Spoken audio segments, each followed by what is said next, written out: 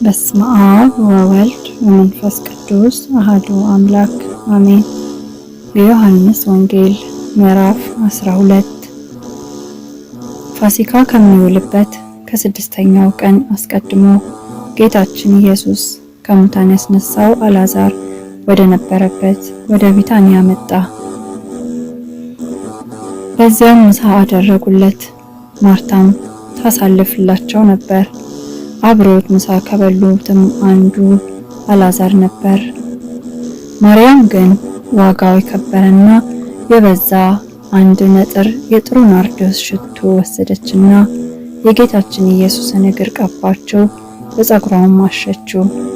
የዚያ ሽቱ መዓዛም ቤቱን መላው።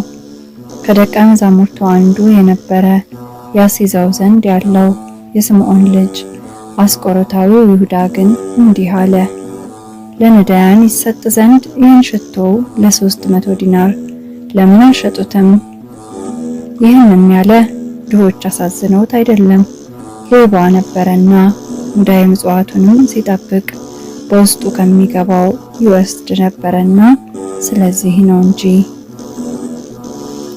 ጌታችን ኢየሱስም እንዲህ አለ፣ ለምቀበርበት ቀን ትጠብቀው ዘንድ ተዋት።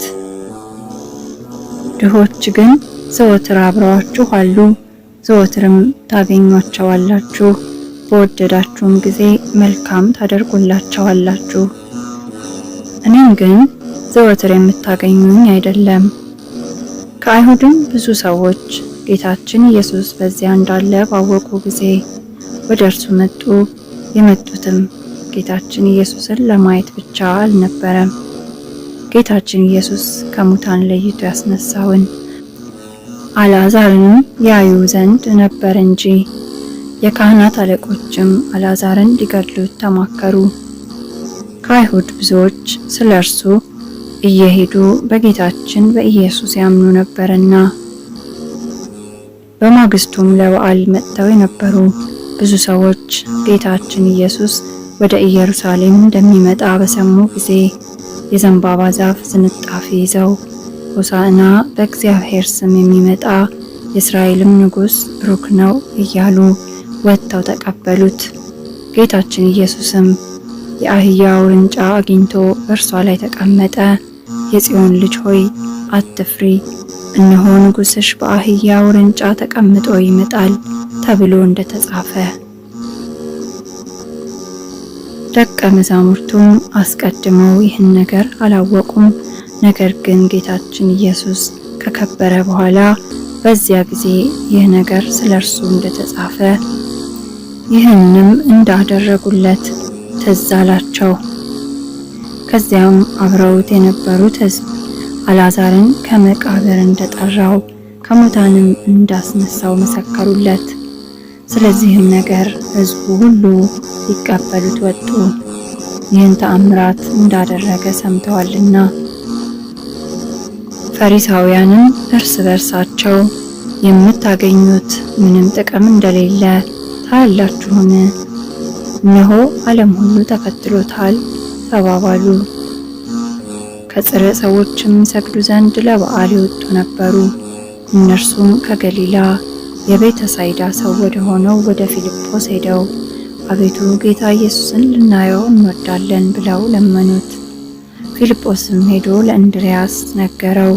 እንድርያስና ፊልጶስም ሄደው ለጌታችን ለኢየሱስ ነገሩት። ጌታችን ኢየሱስም መልሶ እንዲህ አላቸው፣ አሁን የሰው ልጅ ይከብር ዘንድ ጊዜው ደረሰ። እውነት እውነት እላችኋለሁ የስንዴ ቅንጣት በምድር ላይ ካልወደቀችና ካልሞተች ብቻዋን ትኖራለች፣ ከሞተች ግን ብዙ ፍሬን ታፈራለች። ነፍሱን የሚወዳት ይጥላታል፣ በዚህ ዓለም ነፍሱን የሚጥላትም ለዘላለም ሕይወት ይጠብቃታል። እኔን የሚያገለግለኝ ካለ ይከተለኝ፣ የሚያገለግለኝ እኔ ባለሁበት በዚያ ይኖራልና እኔን የሚያገለግለኝንም አብ ያከብረዋል። አሁንስ ነፍሴ ታወከች፣ ግን ምን እላለሁ? አባት ሆይ ከዚህ ሰዓት ነፍሴን አድናት። ነገር ግን ስለዚህ ነገር ለዚህ ሰዓት ደርሻለሁ። አባት ሆይ ልጅህን አክብረው። ከሰማይም አከበርኩህ ደግሞ እንደገና አከብርሃለሁ የሚል ቃል መጣ። በዚያ ቆመው ይሰሙ የነበሩ ሕዝብ ግን ነጎድጓድ ነው አሉ። መልአክ ተናገረው ያሉም አሉ። ጌታችን ኢየሱስም መልሶ እንዲህ አላቸው፣ ይህ ቃል የመጣ ስለ እናንተ ነው እንጂ ስለ እኔ አይደለም። አሁን የዚህ ዓለም ፍርድ ደረሰ። ከእንግዲህስ ወዲህ የዚህን ዓለም ገዥ ወደ ውጭ አስወጥተው ይሰዱታል። እኔም ከምድር ከፍ ከፍ ካልኩ ሁሉም ወደ እኔ ስባለሁ። ይህንም ያለ በምን አይነት ሞት ይሞት ዘንድ እንዳለው ሲያመለክታቸው ነው። ሕዝቡም እኛስ ክርስቶስ ለዘላለም እንዲኖር በኦሪት ሰምተን ነበር። እንግዲህ እንዴት አንተ የሰው ልጅ ከፍ ከፍ ይል ዘንድ አለው ትለናለህ? እንግዲህ ይህ የሰው ልጅ ማን ነው ብለው መለሱለት። ጌታችን ኢየሱስም እንዲህ አላቸው፣ ገና ለጥቂት ጊዜ ብርሃን ከእናንተ ጋር ነው። በጨለማ የሚመላለስ የሚሄድበትን አያውቅምና ጨለማ እንዳያገኛችሁ ብርሃን ሳለላችሁ ተመላለሱ። የብርሃን ልጆች ትሆኑ ዘንድ ብርሃን ሳለላችሁ በብርሃን እመኑ። ጌታችን ኢየሱስም ይህን ተናግሮ ሄደ፣ ተሰወራቸውም። ይህንን ያህል ታምራት በፊታቸው ሲያደርግ አላመኑበትም። አቤቱ ምስክርነታችንን ማን ያምናል? የእግዚአብሔርስ ክንድ ለማን ተገለጠ ያለው ነቢዩ የኢሳይያስ ቃል ይደርስ ዘንድ ስለዚህም ማመን ተሳናቸው። ኢሳይያስ ዳግመኛ እንዲህ ብሏልና በዓይናቸው አይተው በልባቸውም አስተውለው እንዳይመለሱና እንዳልፈውሳቸው ዓይኖቻቸው ታወሩ፣ ልባቸውም ደነደነ። ኢሳይያስ ጌትነቱን አይቷልና ይህን ተናገረ፣ ስለ እርሱም መሰከረ። ከሕዝቡም አለቆች ያመኑበት ብዙዎች ነበሩ። ነገር ግን ከምኩራብ አስወጥተው እንዳይሰዷቸው በፈሪሳውያን ምክንያት አልመሰከሩለትም። ከእግዚአብሔር ክብር ይልቅ የሰውን ክብር ወደዋልና።